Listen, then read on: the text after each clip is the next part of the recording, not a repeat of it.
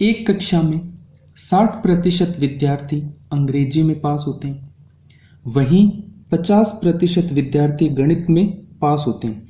यदि 40% विद्यार्थी दोनों विषयों में पास होते हैं तो कितने प्रतिशत विद्यार्थी दोनों विषयों में फेल होते हैं? इन अ class 60% of the student pass in English and 50% pass in mathematics. If 40% of the students pass in both the subjects, then the percentage of students who failed in both the subjects. तो इस type के question को करने के लिए हम क्या करते हैं? वेन डायग्राम इनका ड्रॉ करते हैं।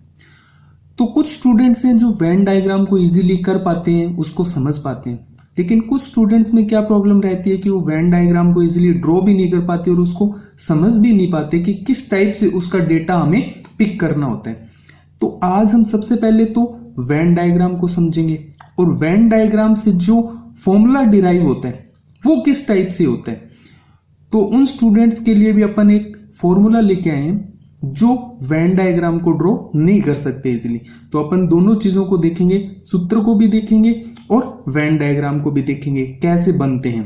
Venn diagram actually topic 11th-12th classes में चलता है सेट थ्योरी का, जो समुच्चय सिद्धांत होते हैं। तो चलिए अपन उसको डिस्कशन करते हैं। तो वेन डायग्राम को समझने के लिए मुझे सबसे पहले 2 सेट लेने पड़ेंगे। जैसा कि मैंने बताया कि वेन डायग्राम जो है सेट थ्योरी का पार्ट है, तो मैं क्या करता हूं, 2 सेट लेता हूं। पहले तो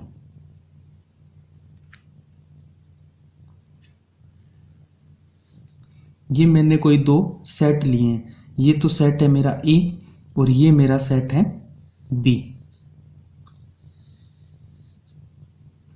अब इन सेट में मैं क्या करता हूं, मैं कुछ एलिमेंट्स लेता हूं। जैसे इस सेट में मेरे एलिमेंट है 1, 2, 3 एंड 4 और बी सेट में मैंने कुछ एलिमेंट्स लिए हैं 2, 4, 6। तो सेट थ्योरी में हमें सबसे पहले तो कुछ टर्म्स देखनी होंगी। सबसे पहले एक टर्म आती है यूनियन। इसको क्या बोलते हैं? यूनियन, जिसे हिंदी में संघ बोला जाता है। अब यूनियन का मतलब क्या होता है? देखो, यूनियन का मतलब क्या रहेगा कि इन दोनों सेट में जो जितने एलिमेंट्स हैं उन सभी को इकट्ठा कर देना। नाम से स्पष्ट हो रहा है, यूनियन संघ मतलब मिलाना, इन दोनों सेट को आपस में मिलाना। मतलब ये जो ए और बी सेट थे मैंने इनको आपस में कंबाइन कर दिया। तो ए और बी में जो एलिमेंट्स हैं, जितने एलिमेंट्स, वो सारे किस में आ जाएंगे? ए यूनियन बी में आ जाएंगे।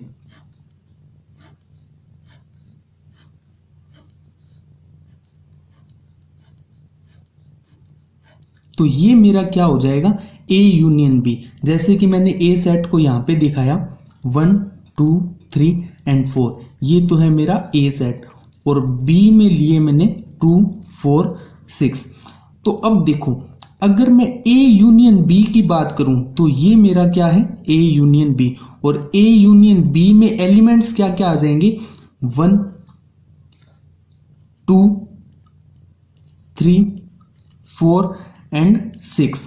अब देखो, ए और बी का कंबाइन किया तो 1 को उठा लिया, 2 को उठा लिया, 3 को उठा लिया, 4 को उठा लिया और 6 को उठा लिया, क्योंकि 2 और 4 तो कॉमन है। तो ए यूनियन बी जो है ना, उसमें अब कोई भी एलिमेंट ऐसा नहीं बचा जो ए में और बी में ना हो। ए और बी के सारे एलिमेंट मैंने ए यूनियन बी में ले लिए हैं। इसी प्रकार से एक टर्म होती है मेरी इंटरसेक्शन,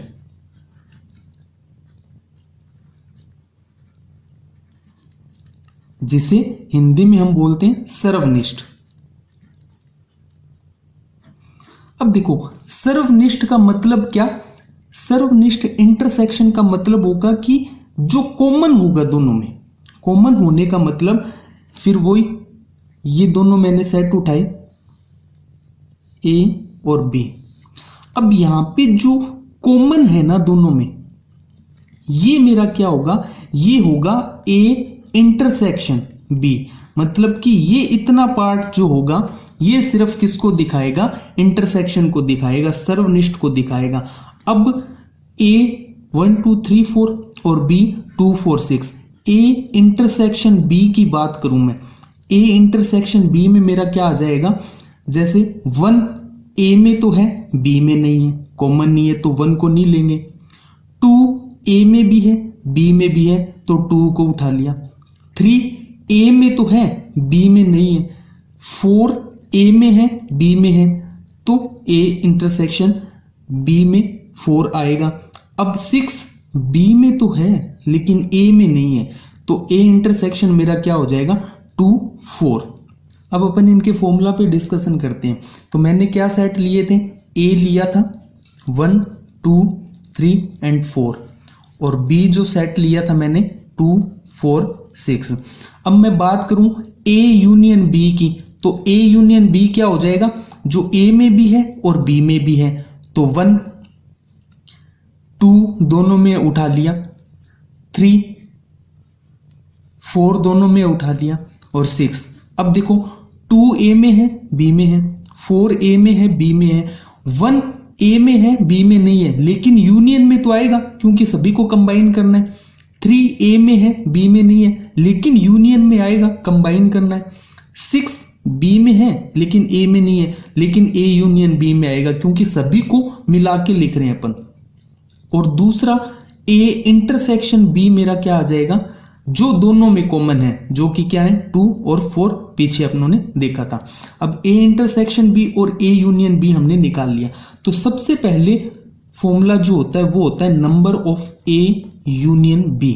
ये क्या होता है, number of A plus number of B minus number of A intersection B. अब इसको देखते हैं अपन। देखो number of A union B मेरे को फाइंड करना है। तो ए यूनियन बी है, इसमें कितने एलिमेंट्स हैं, सेट के अंदर जितने ही डिजिट होते हैं या जितने भी अल्फाबेट्स जो होते हैं वो एलिमेंट्स होते हैं। यहाँ पे 1 2 3 4 और 5, यहाँ पे कितने एलिमेंट्स हैं 5। ए इंटरसेक्शन बी की बात करूं 1 और 2, ए की बात करूं तो 1 2 3 और 4, यहां पे कितने एलिमेंट हैं 4 और यहां पे 3। अब अपन फॉर्मूला को देखते हैं। तो नंबर ऑफ ए कितने 4, नंबर ऑफ बी कितने 3, number of A intersection B 2। अब देखो 4 + 3 7 - 2 5। अब देखते हैं number of A union B यही आ रहा है क्या। तो हमने number of A union B कितना, एलिमेंट्स कितने 5 और यहां से भी 5 आ रहा था। तो सबसे पहले फॉर्मूला तो अपने को ये नोट डाउन करना है, number of A union B is equals to number of A plus number of B minus number of A intersection B. Second formula इसी से आता है, यहां से हम number of A intersection B find out कर सकते हैं। Number of A intersection B मेरा क्या हो जाएगा, इसको इधर लेके आऊंगा तो साइड चेंज, तो number of A plus number of B minus number of A union B. ये हो गया सेकंड फॉर्मूला। फिर थर्ड होता है 3 के लिए, जो कि number of A union B union C. क्यों, कई बार 3 के लिए भी पूछ लिया जाता है।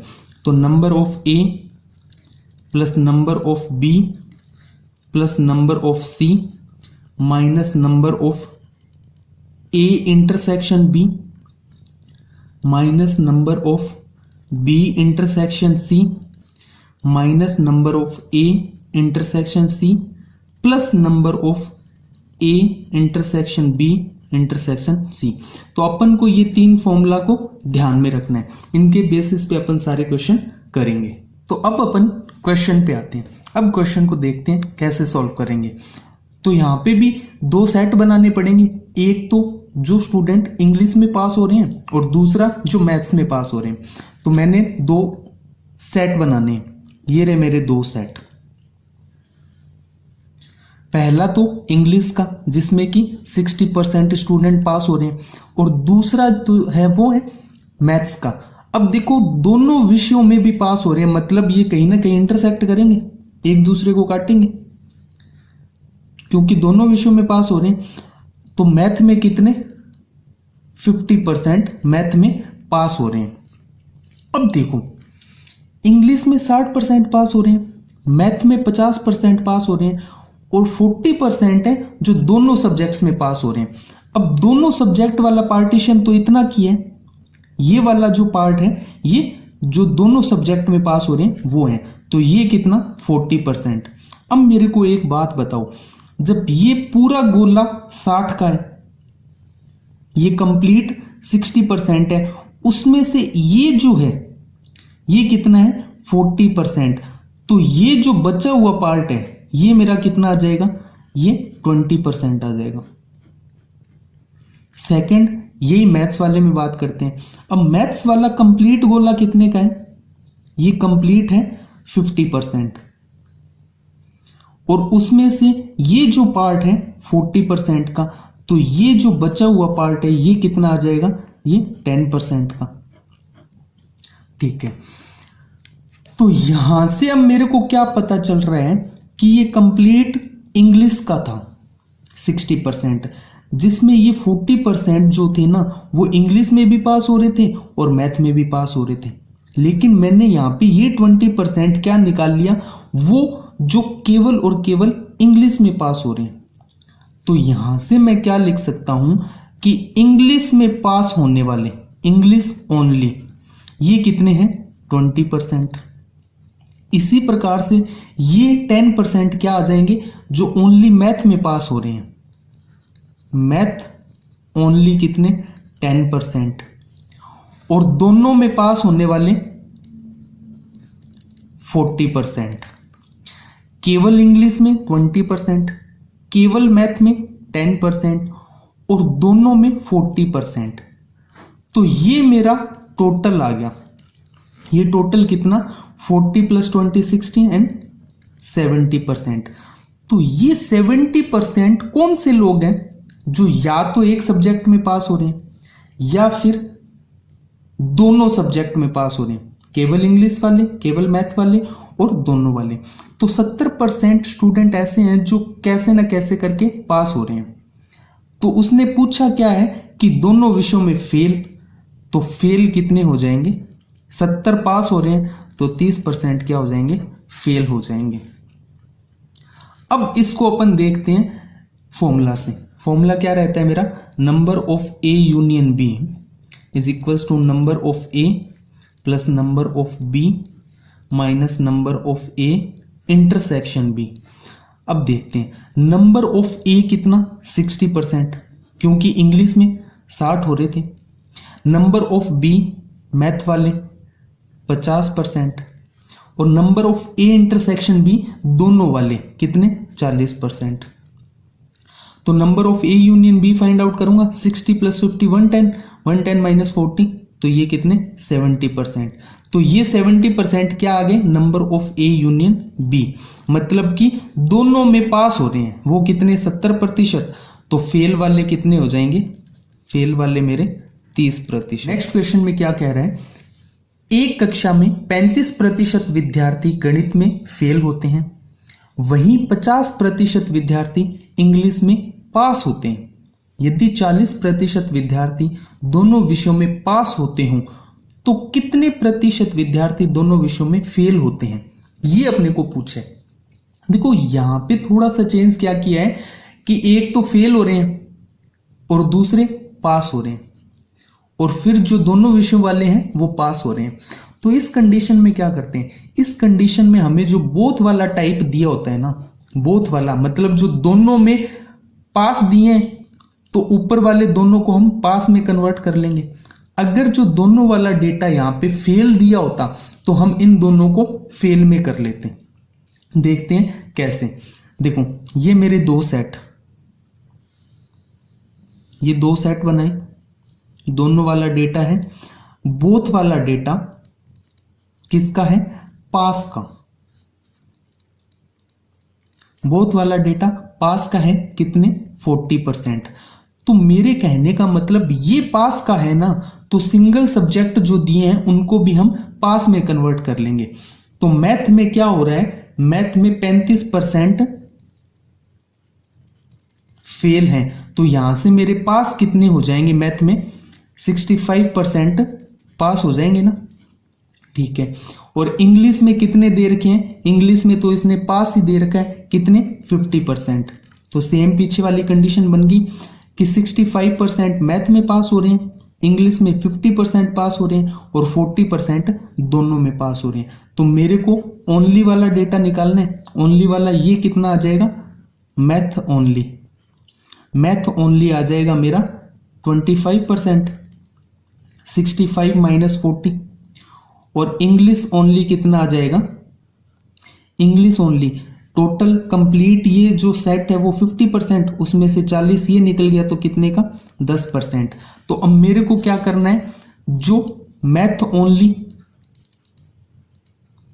ओनली मैथ में पास हुए 25%, केवल इंग्लिश में पास हुए 10%, और कुछ थे जो बोथ में पास हुए, दोनों में पास हुए। तो कंप्लीट पास कितने मेरे, 40, 50 और ये कितने 75। अब 75 पास, तो फेल वाले कितने, 25% मेरे फेल हो जाएंगे। अब इसको उसी वे में देखें, number of A union B equals to number of A plus number of B minus number of A intersection B. तो नंबर ऑफ ए कितना, अब देखो यहां पे नंबर ऑफ ए 35% फेल वाला है, 35% फेल दिया है और ये पास दिया है। तो यहां पे भी सेम कंडीशन अप्लाई करेंगे, इन दोनों को बोथ वाला जो डेटा है ना पास वाला उसमें कन्वर्ट करेंगे। तो 35% फेल हो रहे हैं तो 65% पास हुए होंगे। तो number of A 65%, number of B कितना 50% और number of A intersection 40%।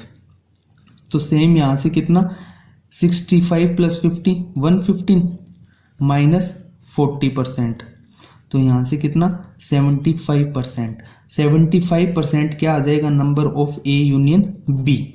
Number of A union B का मतलब कि जो दोनों में पास हो रहे हैं वो कितने हैं 75%। तो 100 माइनस 75 25% स्टूडेंट ऐसे होंगे जो दोनों सब्जेक्ट्स में फेल हो रहे होंगे। एक ऑफिस में 60% में प्रत्येक के पास कार है, 30% के पास मोटरसाइकिल है और प्रत्येक 15% के पास कार व मोटरसाइकिल दोनों है। यदि ऑफिस में कुल 96 लोग हैं, मतलब जो ऑफिस में काम करने वाले लोग हैं वो 96 कम टोटल हैं, तो कितने लोगों के पास कार व मोटरसाइकिल दोनों नहीं है। In an office each of the 60% of people has a car, each of the 30% people has a bike, if each of 15% has both a car and bike, if there are all 96 people, how many people do not have a car or bike। तो same वही concept है, इसको देखते हैं अपन Venn diagram से ही करते हैं।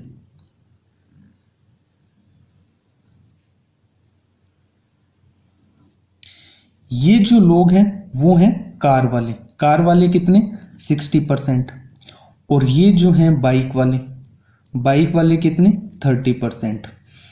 और ऐसे कितने लोग हैं जिनके पास कार और बाइक दोनों हैं, ये हैं 15%। अब देखो ये कंप्लीट 60%, उसमें से ये 15%, तो ये बचा हुआ पार्ट कितना आ जाएगा, बचा हुआ पार्ट आ जाएगा मेरा 45%, सिर्फ ये वाला पार्ट। ये कंप्लीट बाइक वाला कितना 30%, उनमें से कुछ लोग ऐसे हैं जिनके पास बाइक और कार दोनों हैं, तो ये माइनस करूंगा मैं, तो ये बचा हुआ पार्ट कितना आ जाएगा 15%। तो यहां से मैं क्या कह सकता हूं कि ओनली कार वाले 45%, ओनली बाइक वाले ये हैं 15%, और कुछ लोग ऐसे हैं जो कार भी हैं और बाइक भी हैं, तो ये कितने 15%। तो यहां से क्या आ जाएगा, टोटल कितना हुआ मेरा, ये 85%, सॉरी कितना आ जाएगा 45 और 30 75%। 75% लोग ऐसे हैं जिनके पास या तो कार है या बाइक है या कार और बाइक दोनों हैं। क्वेश्चन में हमसे पूछा है कि कितने लोगों के पास कार व मोटरसाइकिल दोनों नहीं है। तो 75% के पास कार व बाइक दोनों हैं। तो 25% लोग ऐसे हैं जिनके पास कार और बाइक दोनों नहीं है। ये तो है मेरा परसेंटेज में, लेकिन उसने पूछा है कितने लोगों के पास। तो टोटल 96 फैमिली है, 96 लोग हैं, 96 लोग हैं। तो 25% के पास कार और बाइक दोनों नहीं है। तो 96 का 25% मतलब कि 1/4। तो ये कितना आ जाएगा, 96 को 4 से डिवाइड करेंगे तो 24। 24 लोग ऐसे हैं जिनके पास कार व मोटरसाइकिल दोनों ही नहीं है।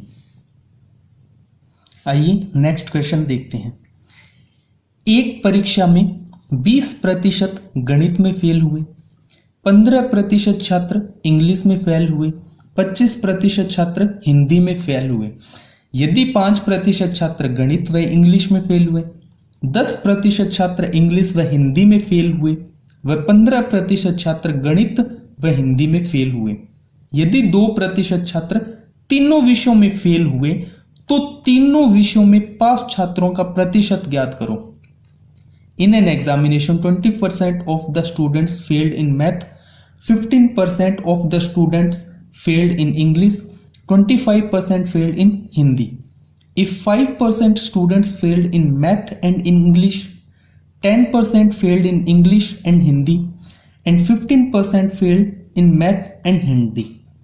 If 2% of the students failed in all three subjects, then find the percentage of students who passed in all three subjects. तो अब यहाँ पे क्या हुआ, अब यहाँ पे 3 वाला सिस्टम आ गया। अब 3 वाले सिस्टम को हम पहले तो फॉर्मूला से देखते हैं। फॉर्मूला हमारा क्या होता है 3 के लिए, number of A union B union C equals to number of A plus number of B plus number of C minus number of A intersection B minus number of B intersection C minus number of A intersection C minus number of A intersection B intersection C.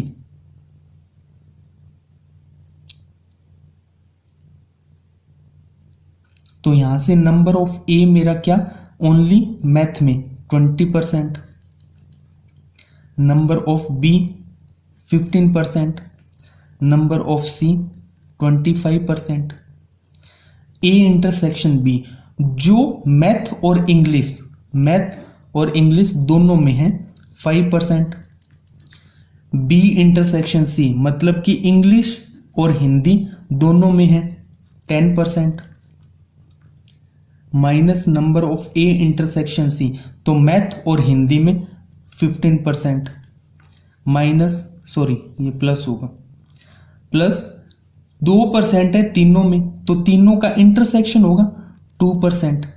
तो यहां से 20, 25 और 5 30 40 ये 60% minus 30 plus 2।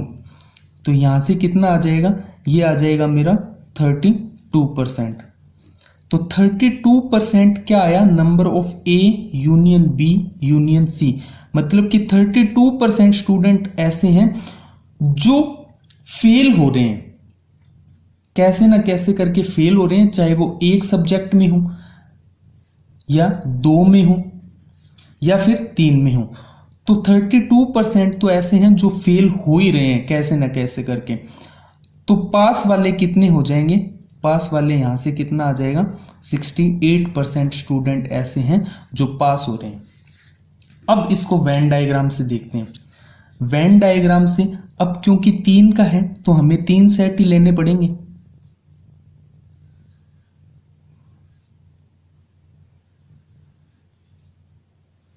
अब 3 set का intersection होगा।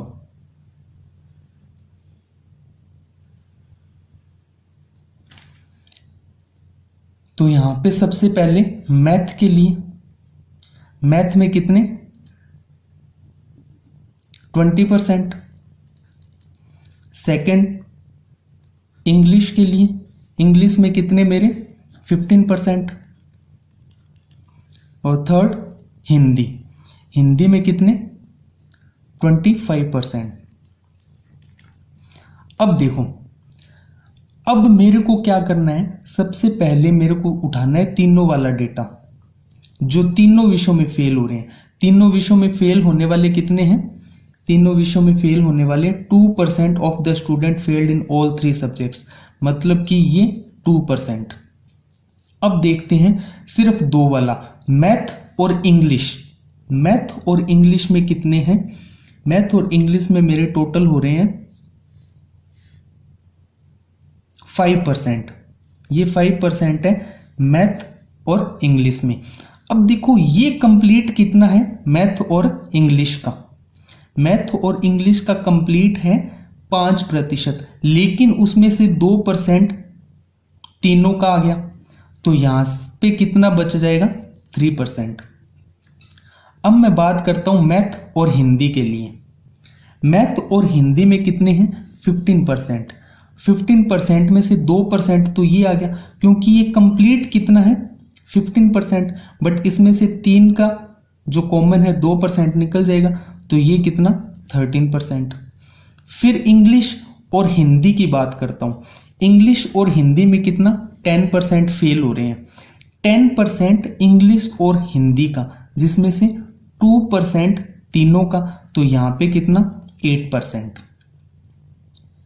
अब देखते हैं, देखो मैथ में 20% टोटल फेल हो रहे हैं, बट उसमें से 13 + 2 15 + 3 18, ये कंप्लीट कितना मैथ के लिए 20% का, ये कंप्लीट मैथ के लिए 20% का, बट उसमें से 18% तो ये निकल गया, ये इतना निकलेगा, तो ये जो है ये केवल कितना आ जाएगा 2%, जो कि क्या शो करेगा कि ओनली मैथ में कितने फेल हो रहे हैं 2%।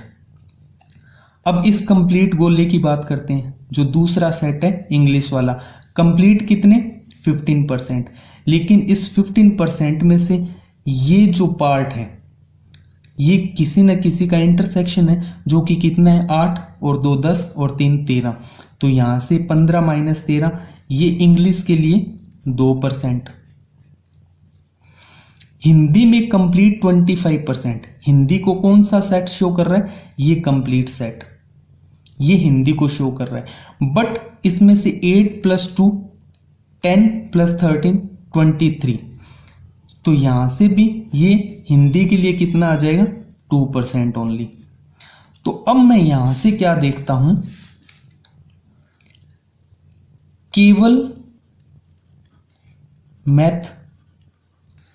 मैथ में 2%, केवल इंग्लिश 2%, केवल हिंदी में 2%। अब बात करते हैं मैथ प्लस इंग्लिश की, मैथ प्लस इंग्लिश में 3%, इंग्लिश प्लस हिंदी में